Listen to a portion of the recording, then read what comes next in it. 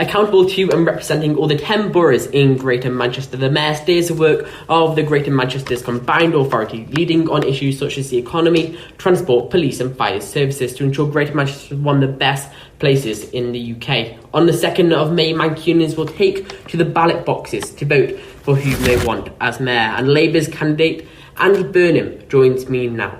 So you are quite popular amongst Mancunians and more broadly the British public. So what do you have that other politicians don't? Oh, I don't know. I think what I have been able to do as Mayor of Greater Manchester is be myself. In a way that you can't always be in the Westminster system where you're told how to vote and told what to say, and it's a very different world. I felt liberated coming into this job. I was back home, I know the place, love the people, and I've been able to be myself, and maybe that allows you to come over a little differently. But what I've also wanted to do is just make sure we do things that make a difference, deliver things. At a time when the country's been going backwards, I'm quite proud that Greater Manchester has kept powering forwards. We've kept doing things that actually will make a difference.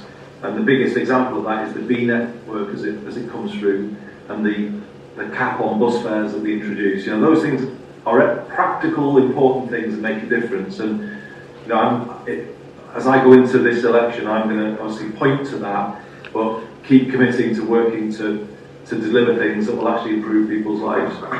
And you just mentioned about the B network and all the different policies you've brought in over the last few years that you've been Greater Manchester Mayor. But why should the Greater Manchester community entrust you with their vote? Because what I said I would do, I've done. So at the last mayoral election, I did say I would put buses under public control and reduce fares, and I've done it. At a time when politicians have made promises nationally and not kept them, well, I've kept them. I've said I would do stuff, and I have actually done it. Or take something else. Issues in Greater Manchester Police were a big issue at the last mayoral election. I said I would turn around Greater Manchester Police. According to His Majesty's Inspectorate of Constabulary, Greater Manchester Police is now one of the fastest improving police forces in the country. Burglary is down, knife crime is down. They're answering 999 calls within a couple of seconds, 101 calls under a minute. Greater Manchester Police are a very different organisation today than they were 3 years ago at the last mayoral election. So I think trust comes from actually doing what you say, and being true to what you've said to the voters you will do. When I first got elected as the Mayor of Greater Manchester, I said I would donate 15% of my own salary every month to support our work to tackle rough sleeping and homelessness, and I've done that now for 7 years. I'm not seeking any great credit for that, but I am pointing to the fact that when I say I will do stuff, I do it. And I think trust in politics all comes from that. And the reason why I think trust is pretty low is too many people and too many of the parties have been saying and making commitments on things that actually haven't come through. Particularly in the north of England, where we were promised the Northern Powerhouse and levelling up and HS2 and you name it, and none of that's been delivered. So that's what I try and do anyway, and that's what I always will do as Mayor. In my coming manifesto, where I make promises, I will do them. And talking about your current manifesto, you're expected to hold on to this role. So are there any new and unheard policies you have for Greater Manchester that you would like to talk about? Well, just to say, I don't take anything for granted, never have done, never will do. I don't take a single vote for granted. I want to earn every vote that I get. I am conscious that sometimes in the past people who wouldn't normally vote Labour have given me their support, and I'm ever conscious of that and grateful for it. And I intend to keep working on a place-first basis rather than party-first basis. That's very much the way I work. In terms of big ideas for the next mayoral election, well, I'm going to put one on the table right now, and that is an equal alternative to the university route for young people growing up in Greater Manchester. This is going to be something of a personal mission for me if re-elected, in the way creating the B network has been a mission in the second term. 2/3 of kids in Greater Manchester don't currently go to university, and yet they have to go through a school system that is completely designed for the university route. You know, the English baccalaureate, and then A-levels, and then Newcastle University.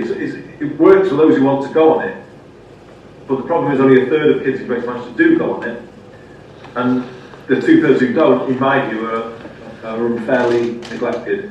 So the Greater Manchester Baccalaureate, or the MBAC as we call it, to balance the English Baccalaureate, the EBAC, is going to be about saying to kids at 14, well, you know what? These are the GCSEs that employers value. So you might, the school and the government might be saying this. The school has to. But, the government are saying these are the GCSEs you should do. The university favour GCSEs. Well, I would be working to say, well, you know what? Engineering is not in the EBAC, but we think it's a really good option to get you a good job in Greater Manchester. So it's absolutely a good choice as far as we're concerned. Drama's a good choice. Music's a good choice. Art and design are good choices. Business studies are good choices. These are all things that are not in the English Baccalaureate. And then what we're pointing people towards is new gateways into the Greater Manchester economy at 16, where we will have T-levels with work placements so that young people can see a path ahead of them towards good jobs in the Greater Manchester economy. Just told us about that there, but would that still be a paying thing? So university is now £9,250 a year, I believe. So would that be still something you pay for if it's an alternative to university? Well, no, a lot of this could be done without people having to pay. Because often, if you get on a T level, well, that's state funded. The employer will fund the work placement as part of it, and then if you get into an apprenticeship or a degree apprenticeship, that again is funded by a mixture of the state and the employer. So, this is a route that I think is not just equal for some people, many people in fact, you might call it a superior route, because you can get all the way to a degree level qualification, a level 6 qualification, but without the debt that you incur on the university route. And there are many young people in Greater Manchester who say, well, that will be a superior route. What I'm looking at is, at this election, doing a bit more though to help people on their way. So I brought in the Hour Pass to support our 16 to 18 year olds as they leave secondary school, and to give them that kind of peace of mind, if you like, that their travel costs are covered at that age, so they can choose any college that they want to go to, and that they don't have their kind of life chances limited by their kind of financial situation. The Art Pass, I think, has been a great. It's one of the things I'm proudest of, actually. That I've introduced. It's changed a lot of young lives. But what I want to do is go further at this election. I'm going to be promising to introduce an 18 to 21 fare in Greater Manchester, so that young people who are, let's say, receiving the apprenticeship wage, which is still only sort of £3 or £4, that we give them some extra help with their travel costs, and that would apply to all 18 to 21 year olds or people who come here to study as students. Would that apply for trams and buses? Well, initially, good question. I hope it will in the long run, but initially it's going to be just available for buses. And the reason why is because we haven't completed the B network yet. So obviously we only moved to a fully integrated system on the 5th of January next year.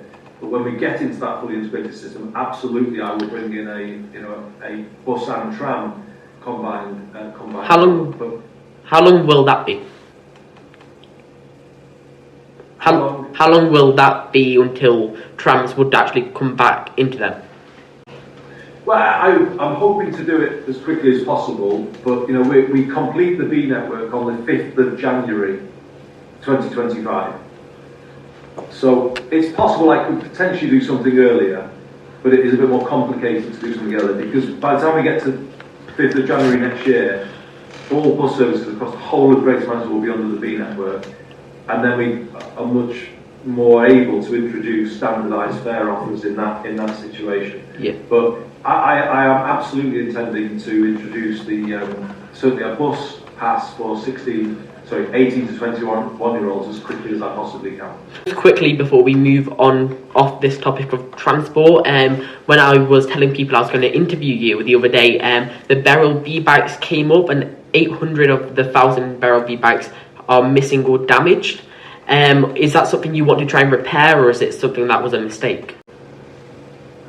Oh no, absolutely. We will be repairing the bikes, but at the same time, we've got to clamp down on those who are damaging them. I mean, some of it is wear and tear, but some of it is vandalism. And we're working with GMP closely, actually, to target those who are damaging the bikes, because these are everyone's property. They're not my or TFGM's property. They're everyone's property. They belong to the city region, and anyone who damages them is basically damaging, the things that we've got for everybody. So, what would you say to someone who thinks that it was a mistake to introduce them bikes in the first place?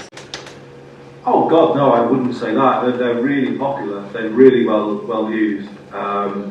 This is one of the most successful bike hire schemes in the country, and that offers lower cost public transport to young people. And why would we not want to do that? And it's obviously healthier. It cuts pollution. So no, we're proud of the scheme. It's just that we've got to make sure that we get tougher on vandalism. And I think as the scheme beds in and it's not so much a novelty anymore, I think we'll see those levels of vandalism drop, and we are actually seeing those levels of vandalism drop. So going away now from transport, so a bit of confusion around Greater Manchester as what is happening with CAS. So can you just explain a bit about what is happening, what the next steps will be? Yes, so I mean, this is a slightly frustrating topic for me because, actually I don't have a formal role within this. The government put a legal direction on the 10 councils to take urgent action to clean up the air, and basically push them towards a charging clean air zone, which they did because they felt they had no choice. We tried to negotiate money to support van owners particularly to make the change, and as ever with central government, they wouldn't put up enough money to support the change. Pre-pandemic, we knew it was going to be tough, but we were looking at how we could manage it. But when vehicle prices rose after the lockdowns, we knew that the scheme that we had negotiated just was unworkable and would be unfair had it been introduced, because we wouldn't have enough money to help everybody change their van or their vehicle. So we went back to the government at that point and said, we want to do this a different way. We negotiated a 2-year extension on the legal direction. So the original legal direction required the councils to clean up the air by 2024.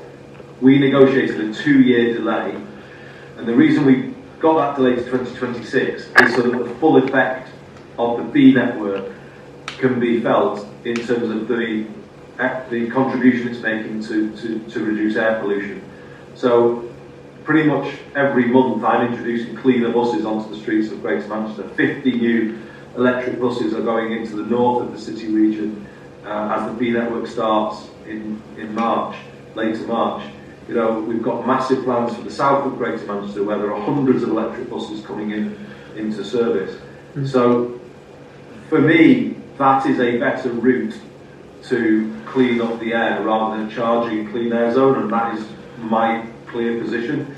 We've said that if you carry on backing the B network, but also put funding in to help taxis upgrade, and also have money for HGV upgrade and other things, you can get to cleaner air and legally compliant air in a much better way than just trying to whack everybody with charges and make life even more difficult for them when it is tough as it is. So what we call an investment-led approach to clean air is still in with the government. So the ball is in the government's court. We went back to the government last year with the evidence to say this route is not pie in the sky. This actually does get you to the same destination. It gets you to legally compliant clean air by 2026. And we're still waiting for the government to give us an answer on that. So that is where we find ourselves as we go into the mayoral election. But our position is clear. We will not accept a charging clean air zone in Greater Manchester. So when elected in 2017, you promised to end rough sleeping within 3 years. I mean, it's a big issue, and so what are you doing to tackle this issue?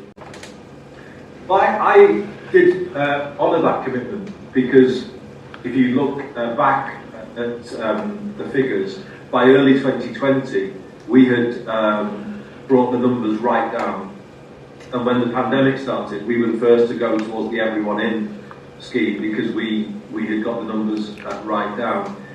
And you know, that commitment, as far as my first manifesto, I believe I honoured it, because at the time we could offer something to everybody, and we were offering something to everybody. What's happened since is obviously the after effects of the pandemic and the cost of living crisis.